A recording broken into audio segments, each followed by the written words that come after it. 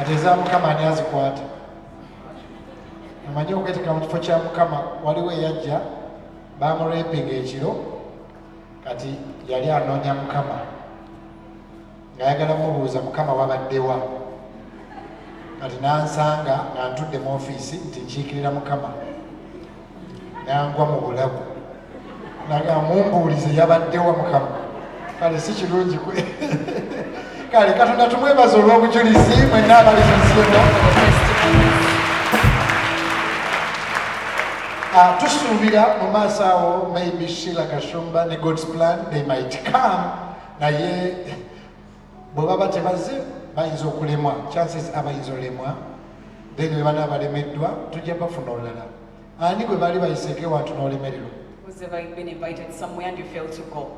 oba tebabayita ani gwe baali bayiseeko wantu n'olemererwa so bwe baba balemeddwa tujja funa olunaku olulala bajja kujja Katonda nsaba buli atudde ng'ondaba mu TV yo oba ku Facebook omukubira engalo oluwa obulamu bwo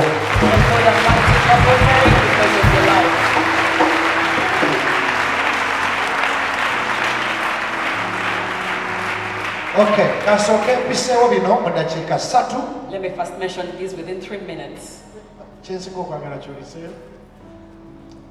tenti eno abooluganda ekaddiye mwe tusabira ne bwe batusabira wano naye ng'ekifo kino kikuwadde omukisa mu nsi yonna yonna gy'oli. Please pay attention for 2 minutes.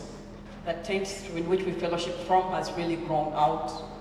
Mu myezi egiddako ena egenda kuba ekaddiyidde ddala. Within the next 4 months, it is going to be really worn out. Nsaba Katonda. So it is my prayer to God. Nalowoozezza tugule tenti empya naye tenti empya etuuza abantu 2,500 ya miliyoni nga 2.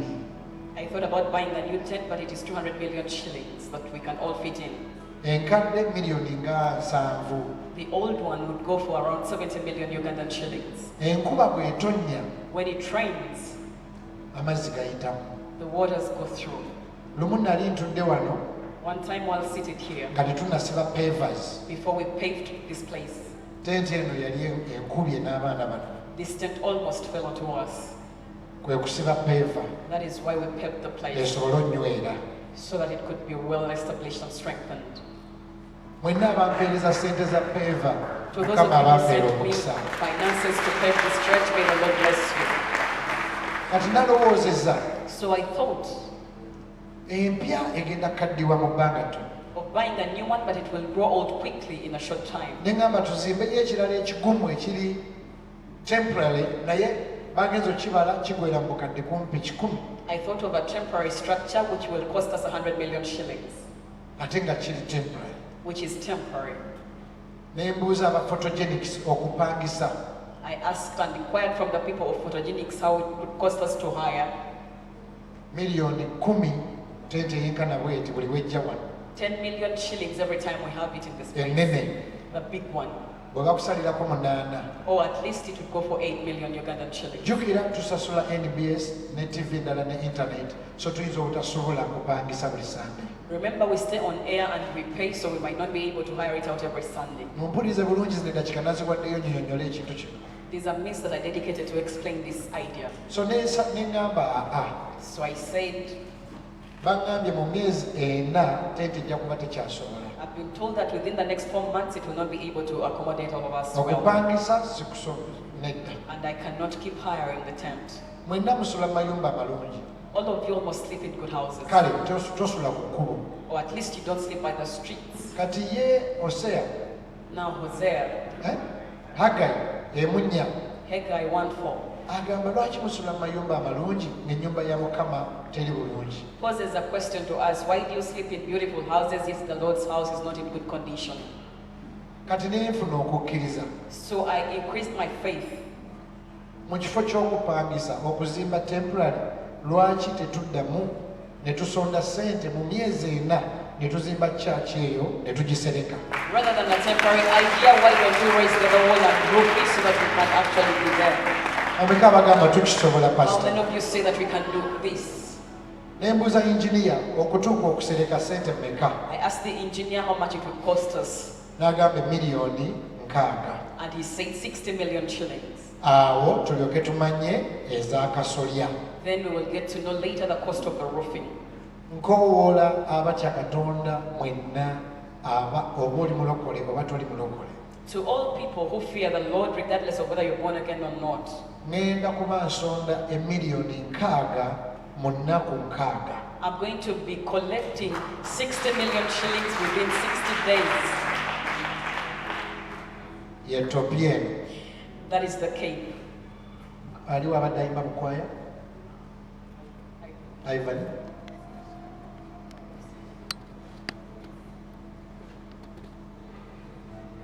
Omunoonyeeko. Nange nabadde nyina okwambala t-shirt naye nabadde nyina engoye empya. I was also supposed to wear a t-shirt, but since I am wearing new clothes, Ropi nga saagala kukola ki? Omuntu oba ffenna twateeseza twambale t-shirt naye nageza okulaba nyina engoye zange empya kati neŋŋanzika nyambale topi abantu balabe engoye zange. since I had new clothes, I decided to wear them, and people will see my new clothes, and these ones will be authentic. Wow.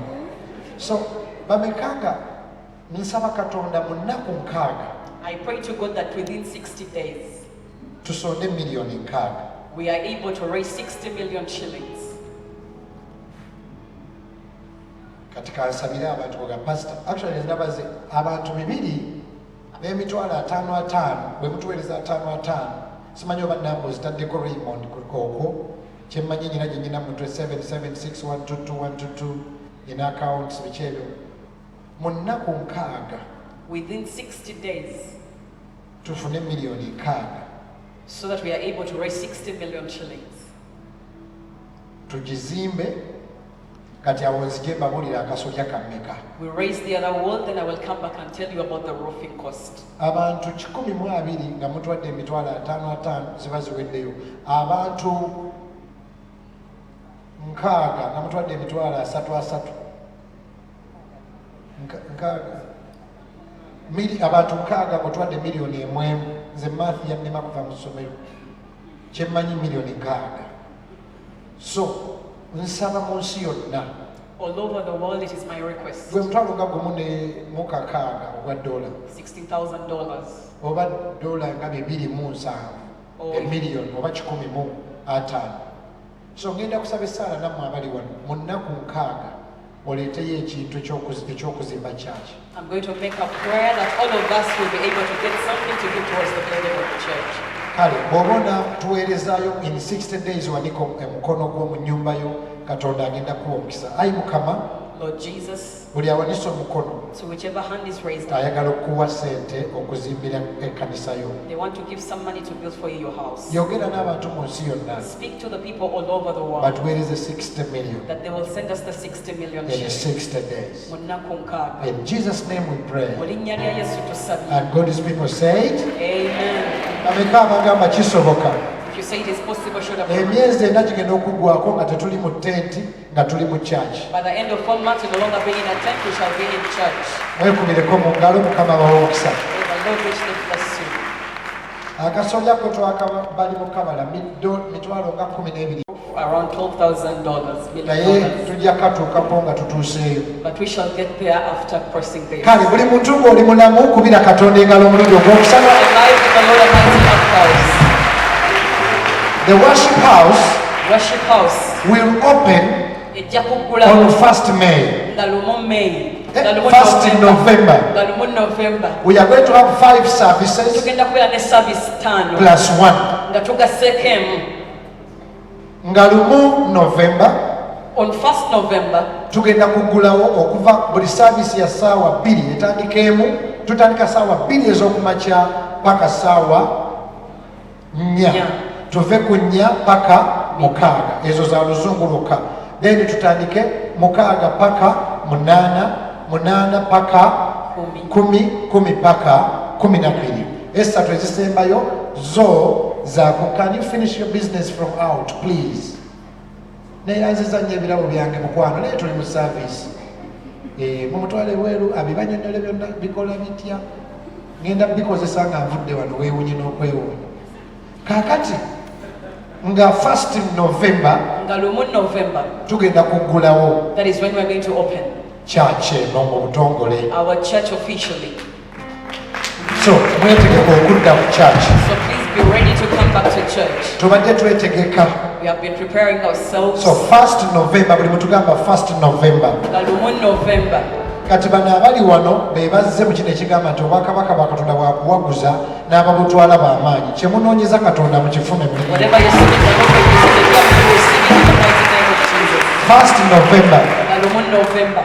Service ey'omukaaga ejja kubeerangayo lwa mukaaga naye y'abavubuka bokka n'aba teenagers. The sixth service shall be on Saturdays for the teens and the youths of the church. So teens and youths every Saturday at 4 to 6:30. Sunday 1st November we will be running from 8 to 10 and I will be preaching all the services. So natandise n'okuddayo mu gym. I went back to the gym because I'm going to be preaching in all the services. Njagala kwebaza mwenna ba journalists baana bange ba bloggers ebbanga lye mumaze naffe wano ne mutajerega kanisa ne mutavuma Katonda ne kamera zammwe ne muzikozesa obutaswaza n'otujerega. Mukama abawe omukisa mwenna. May the Lord bless all the journalists who have been here with us. Tubakulireko mu ngalo. Kale mwanike emikono ayi Katonda. Oh Lord God, nsabira abalina sirimu okuwona. I pray for people with AIDS to be healed. Nsabira abatalina mukisa okufuna. Those without a blessing to have it. Nsabira abatalina mirembe. For they without peace, bagifune. may they get peace. Nsabira abatalina mukisa. For them without a blessing, oba tolina mukisa wanika omukono okuva olwaliro Katonda akuwa omukisa. Today may the Lord richly bless you. Nsaba olunaku lw'olijja okwebaza nga Agi bwakomyewo kirabo nga Kemi bwakomyewo n'olunaku lujje ng'ozze kwebaza nga buli kye wasaba mu saavisi eno olwaliro wakifuna mu linnya lya Yesu Kristo Mukama waffe. Amiina. Njagala kwebaza mwami Kalisa I want to appreciate Mr. Kalisa okututeeka ku TV ye. for putting us up on the TV. Kale tusasula naye olumu tusasula mpola n'atugumiikiriza. We pay, but he's normally patient with us. Tukubireko mwami Kigozi, mwami Kalisa and the team, NBS. Thank you, Mr. Kalisa, and your team. Okay, I want to share with us a sermon in the next 15 minutes called Go Tell That Fox. Buli lwakusatu tusiiba. Every Wednesday we fast.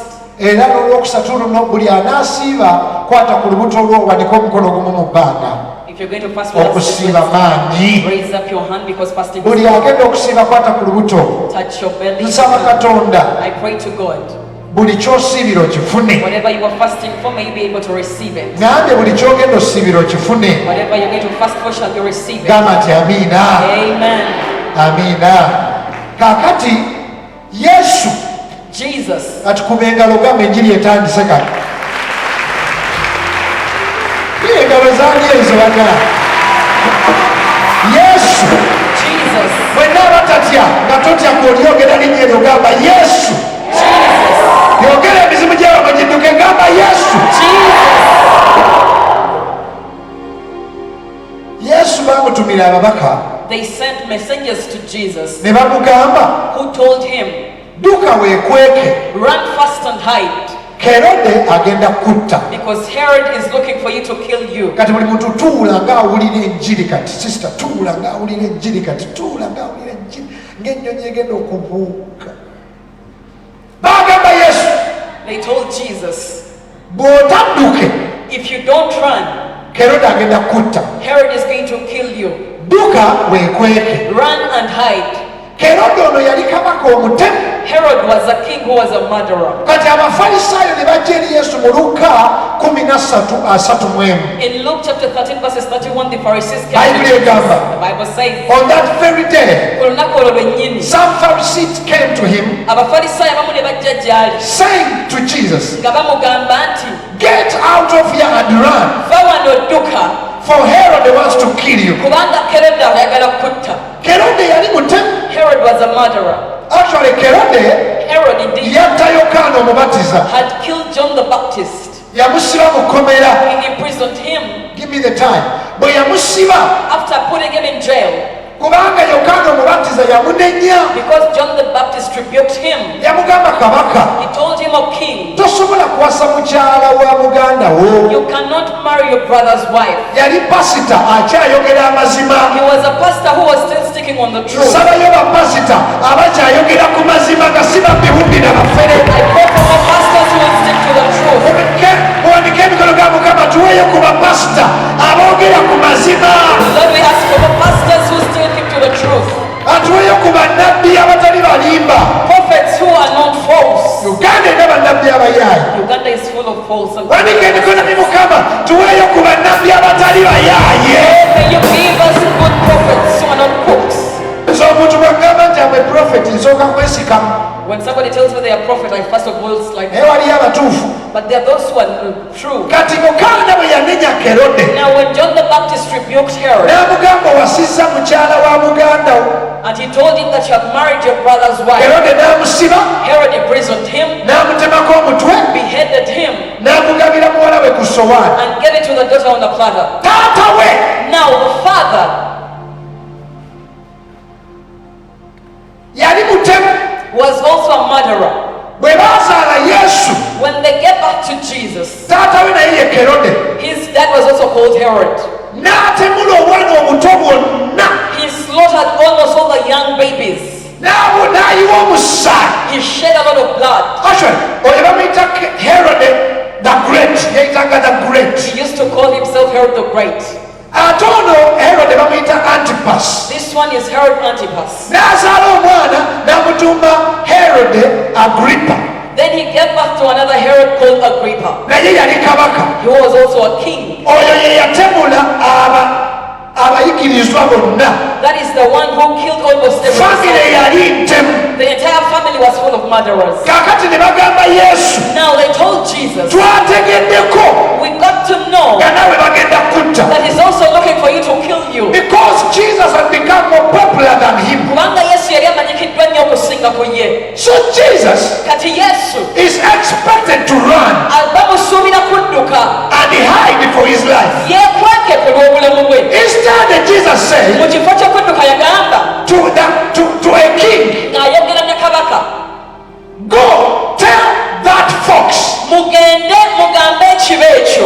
Jesus called him a fox. Yesu n'ayita kabaka ekibe, Abantu ne batya. and people were amazed. Muntu kyayogera n'omusajja ono atiisa buli muntu ekibe n'amuyita ekibe. Who speaks to this kind of man and calls him a fool? Kubanga Yesu yekka Because it is only Jesus y'atatya by'otya. who is not afraid of what makes you scared. Ne bw'oba oli mu kayumba keyo mukubire engalo oyo Yesu y'atatya by'otya. Who is not afraid of what scares you.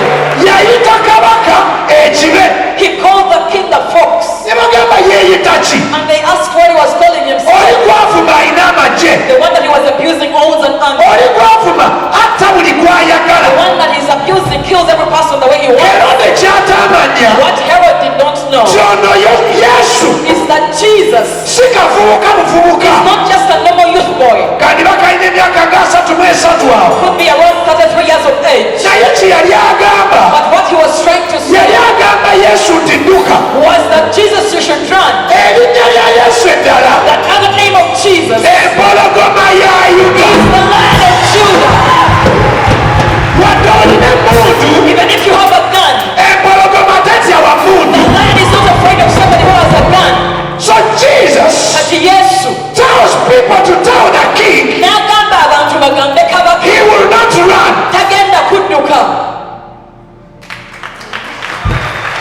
Go tell that fox. Mugende mugambe ekibe ekyo. Omwoyo wa Mukama ali kuze. The Spirit of the Lord is Mu upon me ddakiika eno yennyini in this very minute. buli alina ekintu ekikutiisa If you have something that makes you afraid, oba it's a symptom of your body, obanga kabonero ku mubiri gwo it is threatening cancer. kakanga nti onaalwala kansa, Your marriage is threatening to break. obufumbo bwe butiisatiisa nti bunaatera You okumenyeka. have a fox called a death. Olina ekibe kye bayita amabanja. Bayibuli egamba Mukama yatuma malayika The Bible says the Lord sent an angel n'akuba Kerode oluyi who slapped Herod n'afa and died. n'afuundirawo. Instantly got from Olwaleero today. eryo ebbanja olw'okukkiriza nikubye oluyi.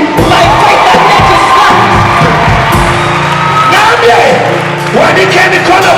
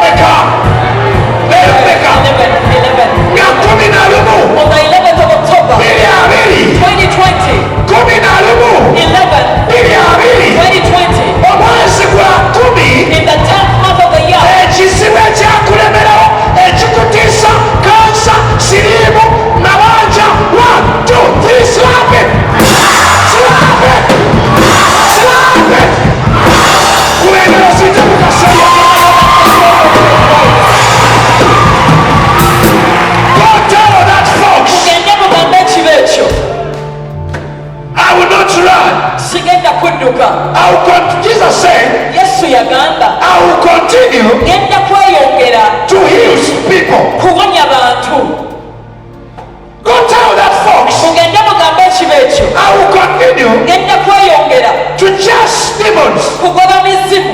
I will continue Ngenda to kweyongera rise the dead. kuzuukiza bafu.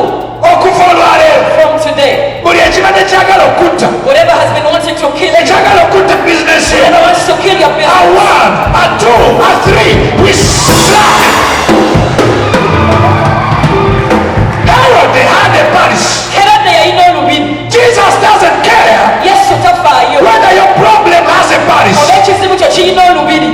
Jesus doesn't care Yesu tafaayo whether your problem has soldiers. oba ekizibu kyo kirina abasirikale. He is the liar. Empologoma He can't run. tasobola kudduka. People should know Abantu balina okumanya that the lion empologoma is not the strongest animal in the jungle. si ensolo esinga y'amaanyi mu nsiko ba mu ttale.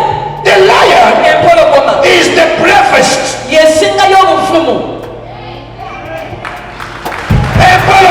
The lion is a man. is not the strongest animal, Chokate yefuga. but yet it is the king of the jungle. Embogo A buffalo is a man. is the strongest animal. Enjovu. An elephant. Nalabako enjovu. Ani alabye ku njovu? Who has ever seen an elephant? Enjovu eyinza n'okusinga akayumba bw'osula. An elephant can be bigger than the house that you stay in. Kyokka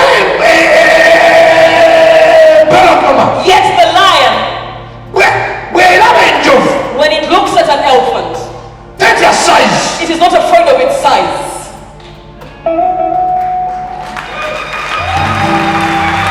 Erina obuvumu. It is so brave.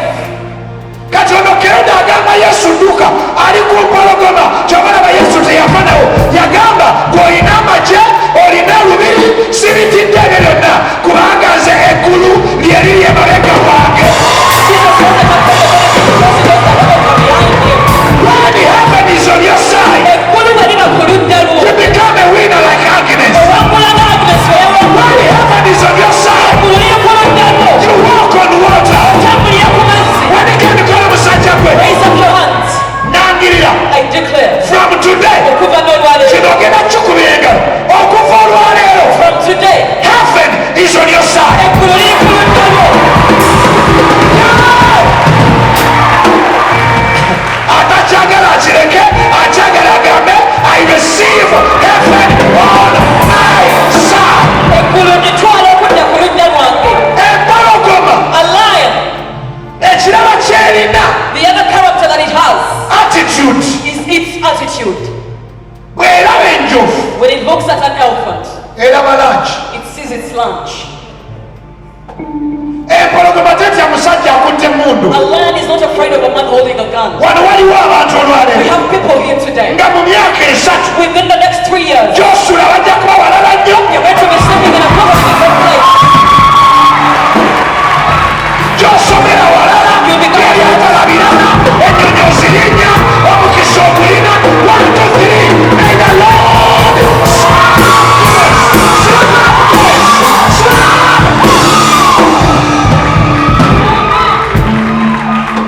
empologoma A lion, ekirala kyerina the other character it has a roar. ewuluguma. When it roars, Ewuluguma. even the lion, even the ox, N'embogo yennyini oba ente erima, even the elephant, n'enjovu, even the leopard n'engo, will run zonna zidduka when the lion roars. kasita empologoma ewuluguma. So Herod Kati Herode is telling Jesus agamba Yesu to run. adduke. Jesus says, Yesu n'agamba go tell that fox mugende mugambe ekiba ekyo. that was Jesus' roar. Yesu Kati saasira now they have pity eyatwala obubaka ewa kabaka. over the messenger that passed on the message to the king. Mumugambye tumugambye. Have you told him? Yes, we have told him. Agambye atya? What has he said? Ssaabasajja tonzite. Don't leave, oh King, please don't kill me. simanyi nawe nakigamba I'm not even sure I'm going to pass on this message. samani wa yusufu oyo si mwangu But the son to Joseph is not an easygoing man. agambye nti nkugambye nti oli kibe He has actually told me to tell you, so I hear that you are fox. genda ogambe emizimu gyebammwe nti oli kibe Go tell the demons where you come from that you are fox. wano waliwo abantu ng'ogw'omutima tegulisirika naga amaaso tegalizira nga tolalye katonda ng'akola ebyewuunyisa. No one can kill what God has given life.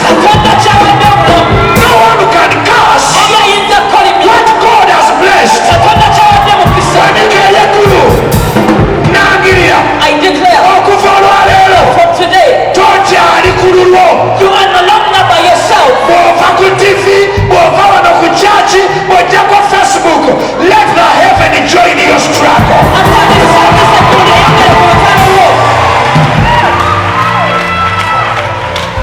Empologoma The lion ewuluguma.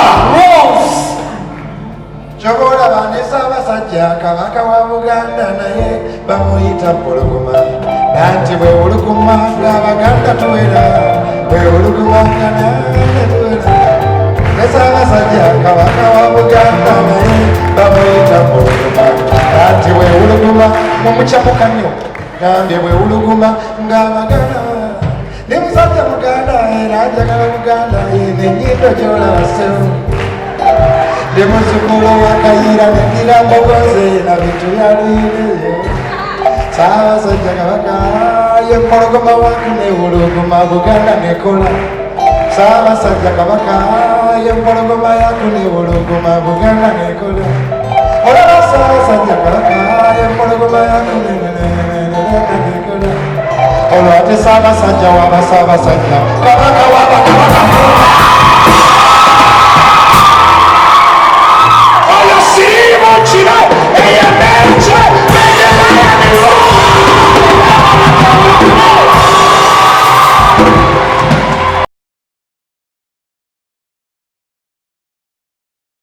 nnyo kikubeereko babotulyonamugenasibyona kikubeereko. Let me tell you something. Namereka kyekugamba. You are not a child of a goat. Toli mwana wa mbuzi. You are a child of a lion. Oli mwana wa mpologoma. A cub. A cub. Akaana k'empologoma. Ne bw'okasibira mu nkoko. Even if you hide it within the chicken, Akaana k'empologoma ne bw'okasibira mu mbuzi. even when you close it up with the pigs or the goats, Akaana k'empologoma ne bw'okasibira mu bisolo ebirala. even when you close it up with other animals, Joshua akubuulire. let me tell you, Akawologoma kawologoma. a cow will be a cow. Ky'oba olaba abamu ku ffe batuzaala eyo ensi gy'ekoma naye destiny, we were not born to be nothing. Tekwazaalibwa kubanga tetulina kye tuli. Tokitegedde bw'oba oli mwana wa mbuzi sitaani akutiise embeera ekutiise naye bw'oba oli kawologoma ngato you are now born again, you are now a believer, you are a calf, not a younger goat. Oli mwana wa mpologoma, toli kabuzi kato. Nyina b'endere be baasibira eyo ne babakolimira ne babaloga ne babalangirira oyo agi bamugamba tolibeera ono bamusuula eddalu naye bassebo ne banyawo empologoma mpologoma oba okisiiba ale buli ekikulemesa mu mbeera bakikuba oluyi.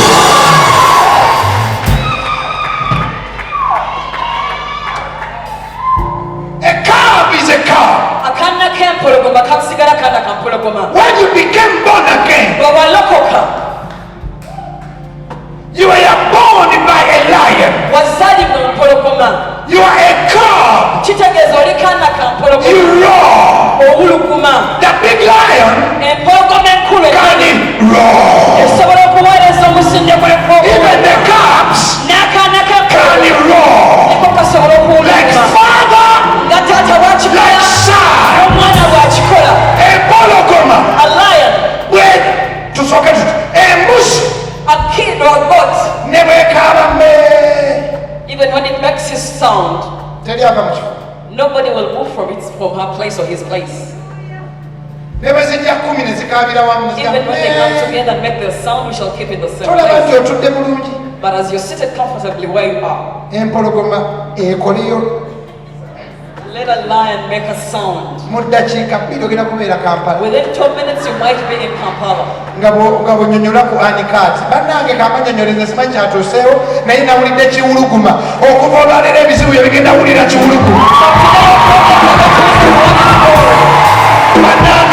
Simanyi natuka ku TV yo, simanyi najja ku radio yo, naye manyi Katonda alonda ebisirusiru n'abiyimiriza maaso g'abantu n'abikozesa bw'aba Katonda nga ye yapita buli alina ekibe, buli alina symptom ensuubi za kansa, buli alina emmanja, buli alina embeera. Let the lion roar, let the lion roar, let the lion roar, let the lion roar, let the lion.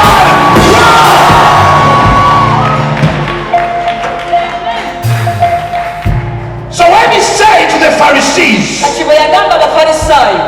tell that folks, that was the lion threatened.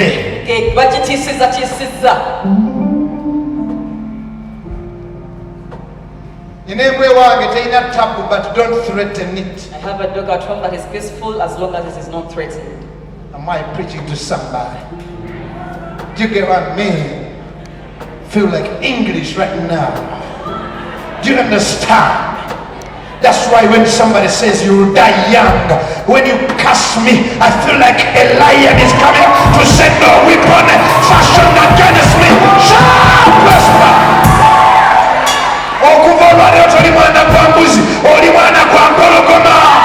Tokangibwa, totisibwa, ate bwe bakutiise nnyo maama wo bataata wo ye Katonda ajja kujja agambe buli ekikukanga. Get out of here when the lion roars.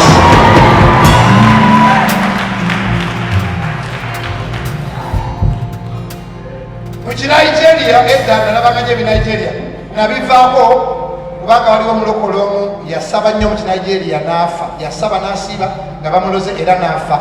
Firimu n'eggwanga egamba glory to God, special thanks to Emeka.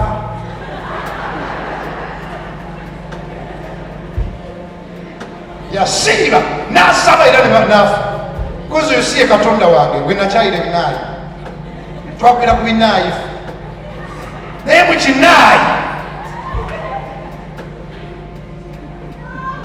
poliisi yasiba omusajja yali avuga sipiidi, poliisi n'emusiba n'akola jjuju n'afuuka embuzi.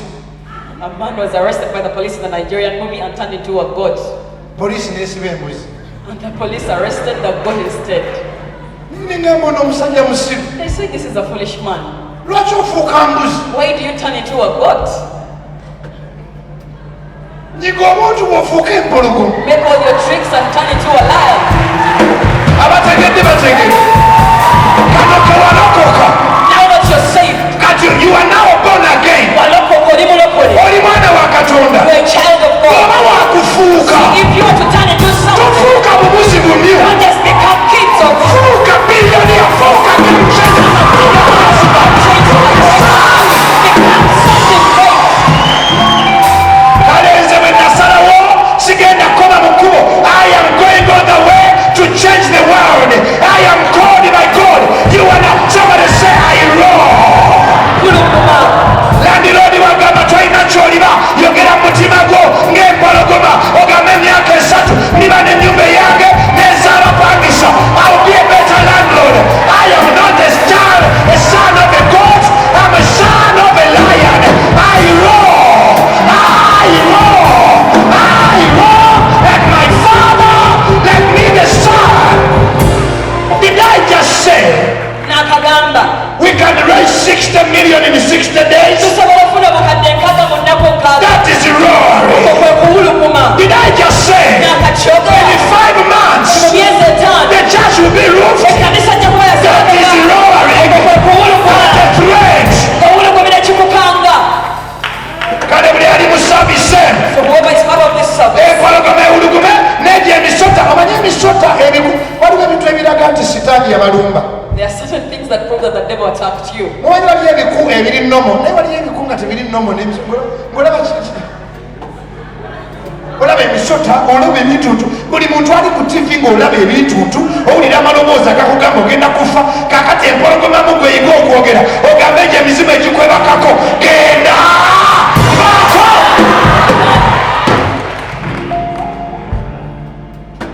yimirira Get up on your feet. kubira katonda w'engalo ye Give the Lord a mighty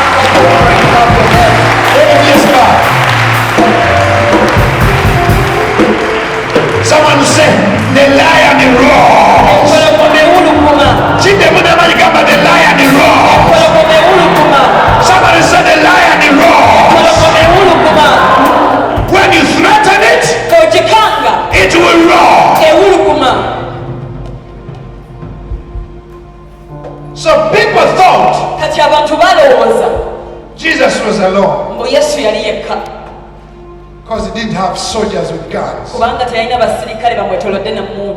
entire heaven were with Jesus. Herod thought he raises the dead in his own might. God was with him.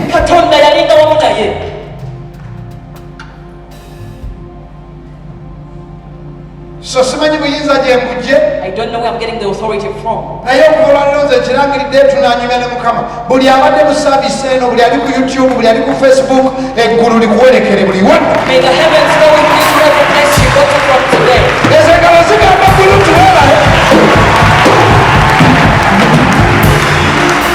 Empologoma bwewuluguma, emisota, ebiku, ebiyanje, ebisolo byonna, ebirwadde, spiritual husbands, emizimu egyokozesa, abakuloga, obwavu, amabanja, empologoma bwewuluguma, tewali kiyimirira, oyo sirimu awone, amabanja gabule, ebyo ebizibu bigende. Let the lion roar. Empologoma kewulugume. Njagala mpulira engalo nga ziringa ng'enkuba.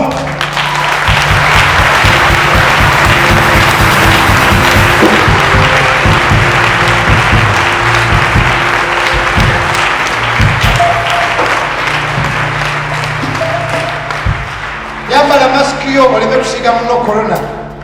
Omutunule maaso mugambe you are a cow. Oli mwana wa mpologoma. Mutunule maaso mugambe nti you are a cow. Oli mwana wa mpologoma. There is a roar in you when you are threatened. Walasekanyeko omutunagamba oli musiru n'owuliranga when there is a roar, you know, a young lion learns it, gets it from the mother lion.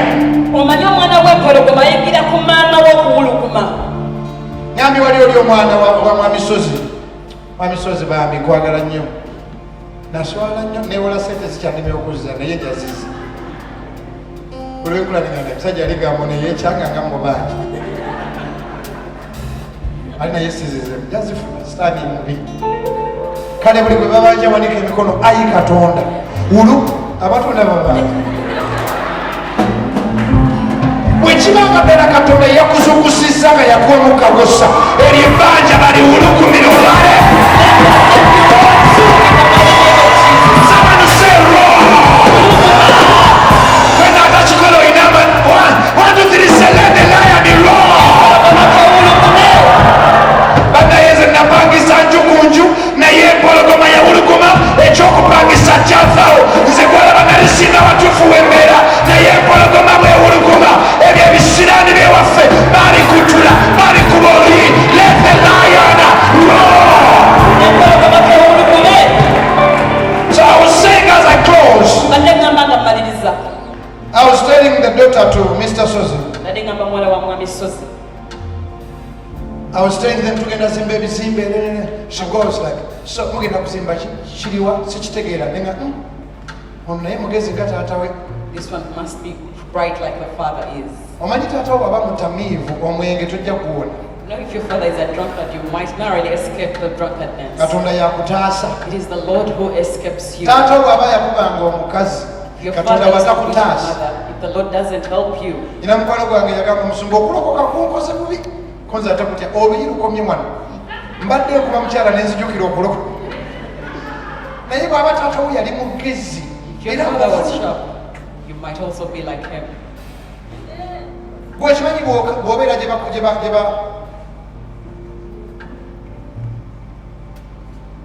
bavubira You know when you go to where they fish from, ne bw'oba toli muvubi even if you're not a fisherman, lukya lumu n'otandika owunya ebyennyanja.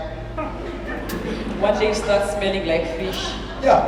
Tetwalina anti waffe ng'abeereyo ku nnyanja naye nga bw'abajja ekyalo kimanya nti abeera ku nnyanja.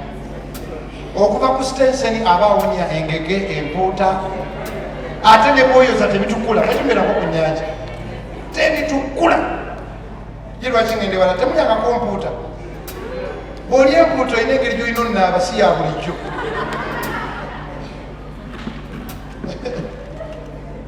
Babekanga ogenda kubeera mu bantu abagenda okutubwa ku ssente mu nnaku 6.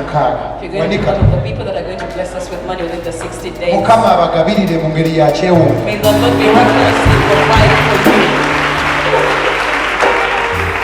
Obanga obeera gye bavubira ebyennyanja ate gwe oba olowooza oli oke. Kitegedde kyusi oba olowooza oli fayi. You actually tend to think that you're bantu be bagamba. It is the people who tell you. Katono omwana atandise ofuuka nga taata we ye tamanyi amagezi.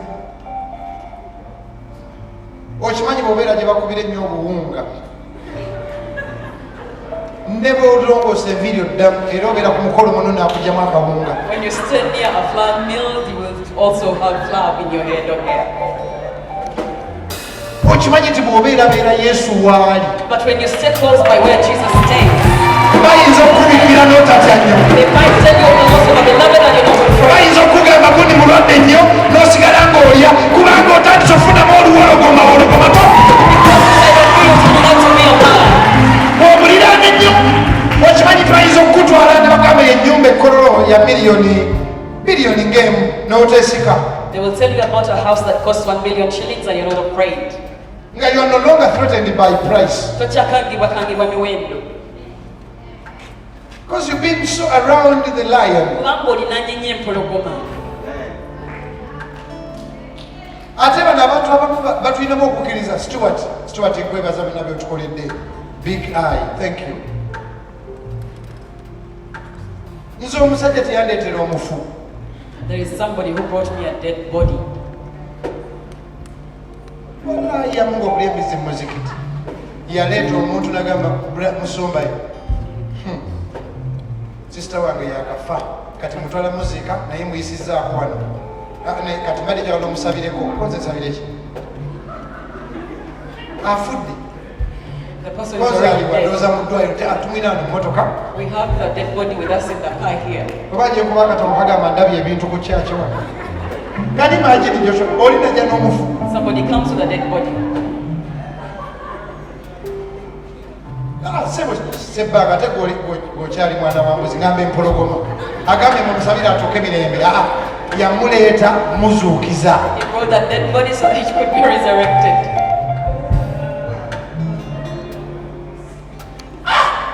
Tulina obulugumira okufa. We have to roar at death. Buli muntu nga mu myezi 8-15 obadde ogenda kufa tokyafudde.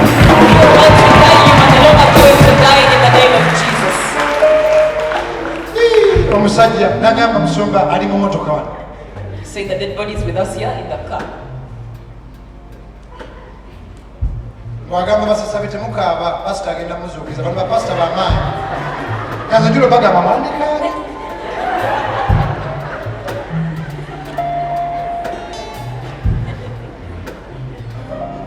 Omulambo ne tugwesibakaawo. Vaayo mu linnya lya Yesu zuukira bakutunyega. Erujja ku kyalo omufajja zuukira.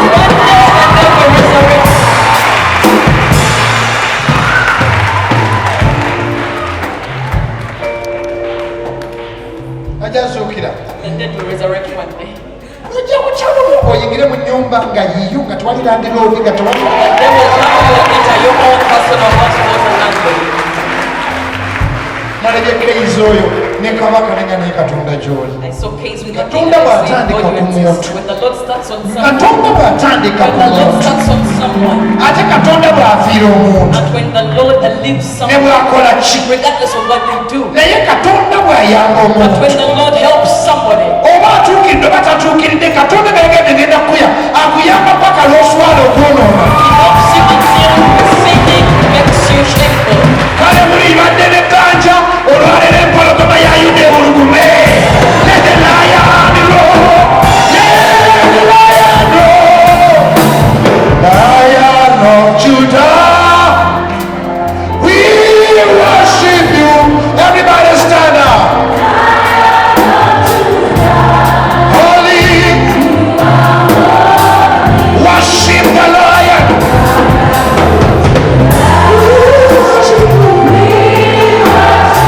Let your voice worship. Holy,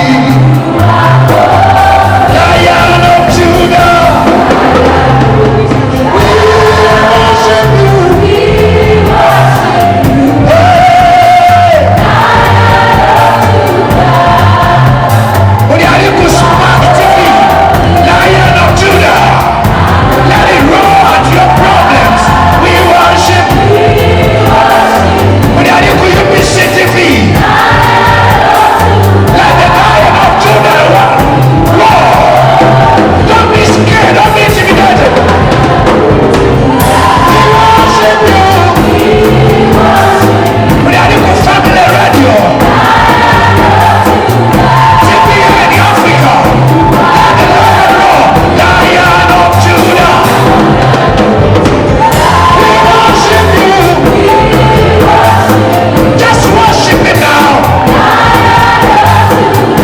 You are holy, Lion of Judah.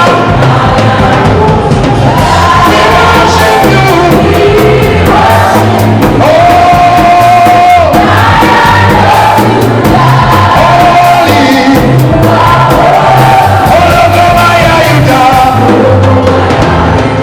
Tukusila, Ologomaya Yuda, Holy Mutuku, Wanigani Kana Mukabeti, Ologomaya.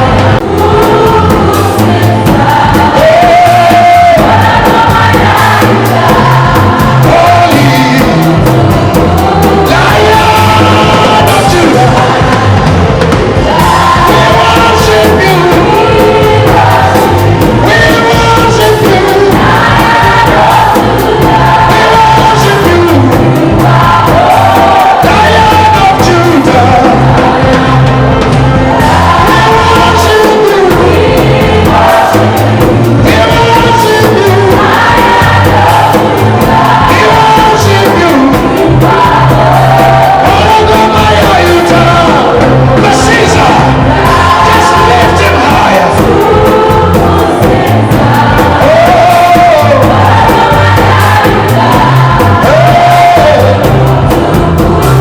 Ologomaya Yuda, we worship you.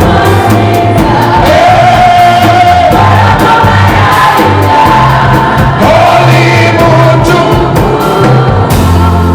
If you're a child of a lion, not a child of a goat, oba oli mwana wa mpologoma si wa mbuzi, you can say that I can be an engineer. osobola okugamba nti nja kuba engineer. You are not threatened by the loss of the scarce of school fees. Tokangibwa kubulwa school fees. You can say that I will make it. Osobola okugamba nti nja kukikola. You are not easily intimidated. Tokangibwa kangibwa. The fox can be the intimidation. Ekiba kisobola okukutiisatiisa. Whatever is intimidating you, Ekiba nekikutiisa. there is no man that you can't become that this. Teri kintu totasobola kufuuka. You don't have parents, so you can't mount to anything. Tolina bazadde, tolina kyosobola kuba. The lion in you.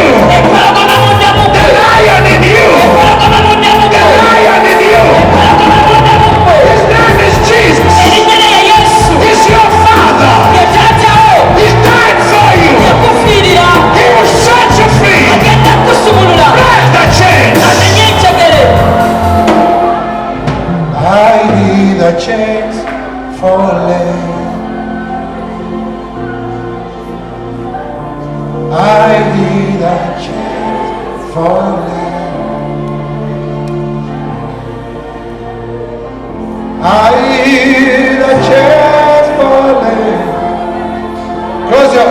lift your hands now.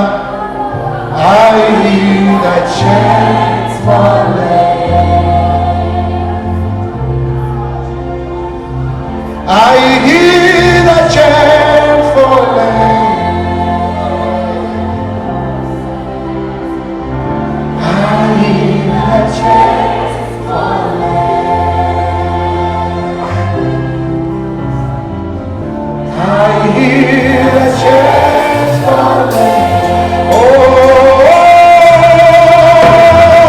I hear the chains falling. Somebody prophesy into the last song. Come on. I hear the chains. Every chain, every gate, every scare.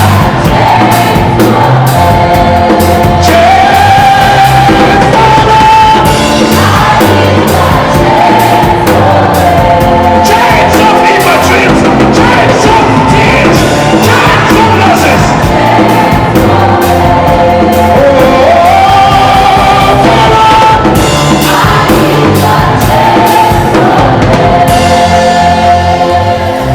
Now clap your hands and receive your testimonies. The lion rose. The lion rose. Come on, Lord. This is for you. This is for you. This is for you. This is for you. This is for you.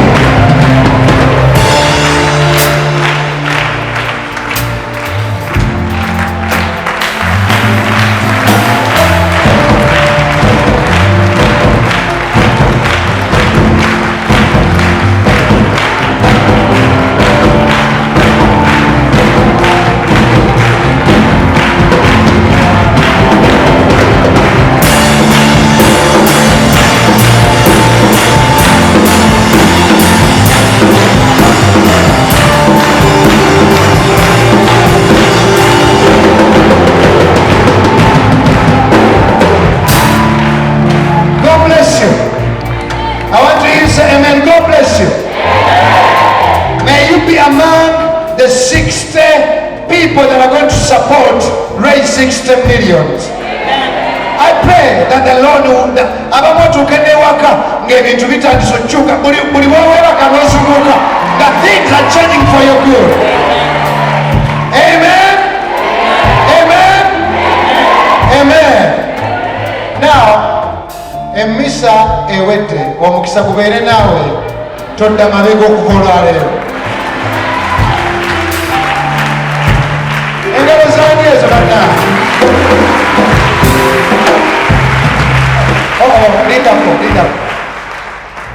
Naye bamaama abatudde ozi ng'oli mulwadde kubanga maama nze bwenangira omukisa gwe bw'osalako gaye kusigo yafuuka pasita tokko. Okay. Ntera okusaba abasabira wano bonna ne ku Facebook zaffe. How can we reach out to the world without your support? tuyinza tutya okutuuka mu mawanga gonna nga tetulina buwagizi bwo. So buli omu ku mmwe n'abali all over the world, kwatayo something okireke mu church. So I ask you to get something and you leave it in church. We pay TV, Tusasula TV, we buy internet, the internet. we have to keep running. Tulina okusigala nga tudduka. Atalina tofaayo. If you don't have, please, it is Naye abamukuume okay. Katonda akoze To bulungi. some of you, the Lord has done you So well. funayo emitwalo 5, 2, $100, 200, oziwanike basabire omukisa. So get something and raise it up and I declare a blessing. Mutwalo, 15, 1,000, kyolina kyonna. Let's pray. Father God, here are my brothers and sisters that support us all over the world. The Bible says, without me you can do nothing. It means with you we can do everything. But abantu abawaayo nsaba obagaggawaze. I pray that you will make these people rich. N'abo abatalina nga baagala nabo bawe. And those who want to give but they don't have me, you give them. Era nsabye empologoma ewulugume even in their finances. Every intimidation and every threat. No, it will not see victory. May that hand be blessed and do mighty things. Because you build God's house. In Jesus' name we pray. Amen. Amen. Now, Sava Stewart, Derek, tiimu enyambako ku ba celebrities